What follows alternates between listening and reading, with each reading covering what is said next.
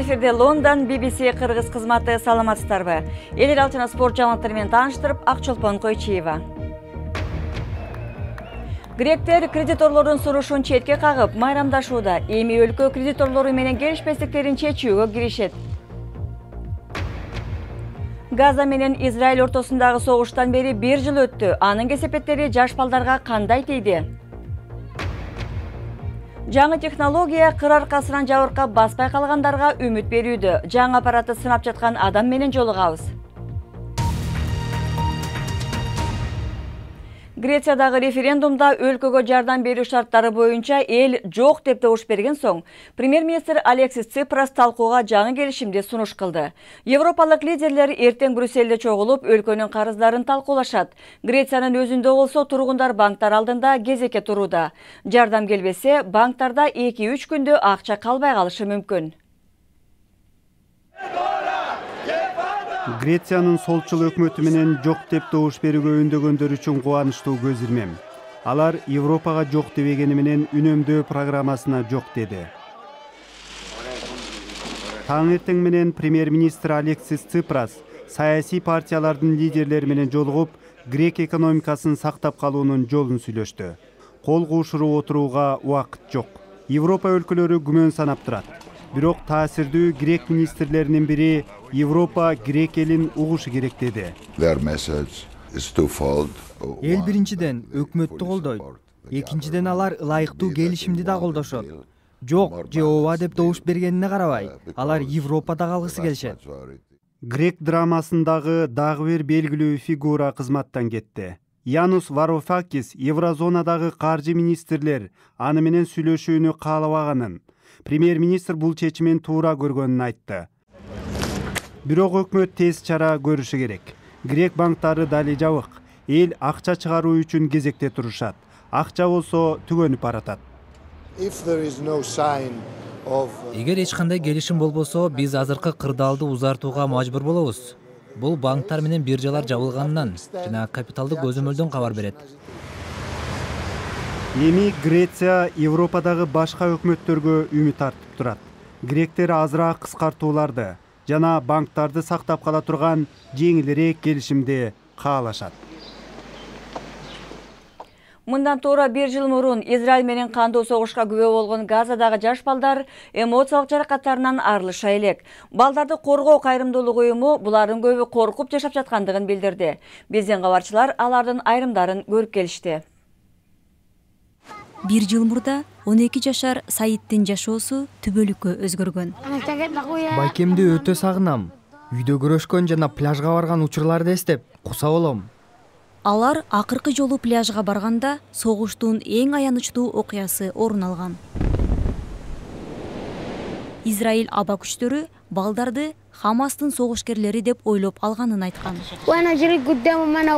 Биз качып бараттык, бирок алар экинчи ракетасы менен бизге сокку урду. Саидтин байкеси Мухаммед жаналардын 3 бөлөсү ошол күнү жерге берилди. Өткөн жылкы чатакта 500дөн ашык өспүрүм мерт болду. Көптөгөн балдар жакындарынан айрылышты. Саид дале пляждан алыс эмес жердеги үйүндө жашайт. Бирок анын апасы өз уулу өзгөргөнүн айтат. Жоготкон балам үчүн көз жашым кургабайт. Бирок травма алган уулум үчүн ого бетер сарсанаа болом. Саид байкемди эске салат деп мектепти таштап салды. Атасы аны балык уулаганга алып барганы менен Саид ал жерде өзүн коопсуз сезбейт. Мен мурда эч коркчу эмесмин, азыр корком. Байкем каза тапкандан кийин пляжга баргандан корком. Мурдагыдай боло аламбы, билбейм. Саид улуттар уюму жардамга муктаж деп сыпаттаган 400 баланын бири. Анын аман калган бөлөлөрү да чабуулдан катуу травма алышкан. Алардын бири өз жанын кыюуга аракеттенген. Экинчиси башка бирөөнү өлтүрүп кое жаздаган. Сиздер түз эфирде көрүп жаткан BBC эми башка жаңылыктарды көрөлү. Ирак коопсуздук кызматы билдиргендей, аскердик учак жаңылыш түрдө Багдадка бомба түшүрүп алып, 7 киши каза тапты. Орусияда чыгарылган аскер учагы базага кайтып келатканда техникалык мүчүлүштүктөн улам бомбаны түшүрүп жиберген. Учак өздөрүн ислам мамлекети деп атаган топко каршы согушта колдонулууда. Филиппинге төө тумоосу жеткенин өлкө бийликтери билдирди. Дубайдан келген 36 жаштагы чет элдик жаранда мерс бар экени аныкталып, ал карантинге коюлду. Грипп сыяктуу вирус жайылган бул илдеттен Түштүк Кореяда 33 киши каза тапкан соң, Азия өлкөлөрү сактанууда. НАСАнын окумуштуулары бир нече күн ичинде Плутон планетасынын тушунан учуп өтөрү күтүлүп жаткан космостук аппаратты оңдоого көчүрүп жатат. Жаңы горизонт деп аталган аппарат Плутонду карай 5 миллиард километр жолго мындан 9 жыл мурун 2006 жылы учурулган эле, бирок эми жетип калганда компьютер менен байланыш үзүлүп калды. Кыр аркасынан жабыркап баса албай калгандар жаңы технология жардамы менен өз алдынча жылышы мүмкүн. Коляскадан тура албаган көптөгөн кишилер үчүн экскоскелетон укмуш табылга болду. Бирок ал кымбатка турат, баасы $66,000. BBC Салфорд университетинде экскоскелетон менен машыгып жаткан кишини көрүп келди. Менин атым Джеймс Джонсон. Армияда күзөт жаатында кызмат өтөчүмүн. 3 жыл мурда ураган имараттын алдында калып бутум баспай калды. Салфорд университетине кайрадан басканды үйрөнүү үчүн келдим. Аппаратты туура колдонуу үчүн басуу деген кнопканы баскандан кийин эч ойлонбош керек. Башты көтөрүп алдыга кароо зарыл. Ритм канчалык жакшы болсо, басык да жакшы. Джеймс колдонгон аппарат менен дароо эле басып кете албайсыз. Өтө көп машыгуу керек. Көчөдө басууга мүмкүнчүлүк берген технология жакында эле чыкты. Азырынча аппараттардын көлөмү кичирейип, адамдын денесине ылайыкташып калды. Батареясы да көпкө жетет. Бул чоң кадам.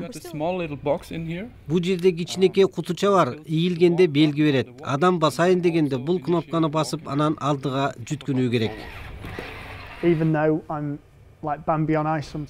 Кээде оңой эмес. Кандай ката кетирбе, ал сенин катаң. Үйрөнүү керек. Аппараттан чыгып кетиши мүмкүн, бирок кайра чымыркануу зарыл. Бул аппарат өзүм жашаган жерде басып жүрүүгө же барда өйдө турууга жардам берет. Катардагы адамдар үчүн бул маселе эмес, бирок мен үчүн бул чоң максат. Эми спорт жаңылыктарына келдик. Американын командасы катуу кармашта Жапонияны 5-2 менен утуп, 3-чү жолу айымдардын футбол боюнча дүйнөлүк чемпиону болду. Америкалык көрмандар командасына абдан ыраазы болушту. Оюн өткөн Торонто шаарында өзгөчө майрамдашты. Ал эми чыныгы жылдыз Карли Ллойд болду. Ал хет-трик жасап, 3-чү голду талаанын жарымынан туруп киргизди. Дүйнөлүк биринчи ракетка Серена Уильямс Уимблдондагы экинчи аптасын жеңиш менен баштады. Ал 6-4, 6-3 эсебинде өзүнүн бир тууган эжеси Венасты утуп алды. Ал ортодо австралиялык Ник Кириос франциялык Ришар Гаскеден жеңилди. Биринчи ракетка Новак Джокович болсо, Түштүк Африкалык Кевин Андерсон менен ойноп жатат.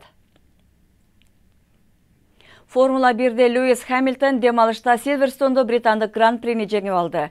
Башында начар баштап алган Хэмилтон Филиппе Масса менен Валтери Боттастын артында келаткан. Бирок Мерседестин айдоочусу өжүрлөнүп отуруп, жылдагы 5-чи жеңишине жете алды.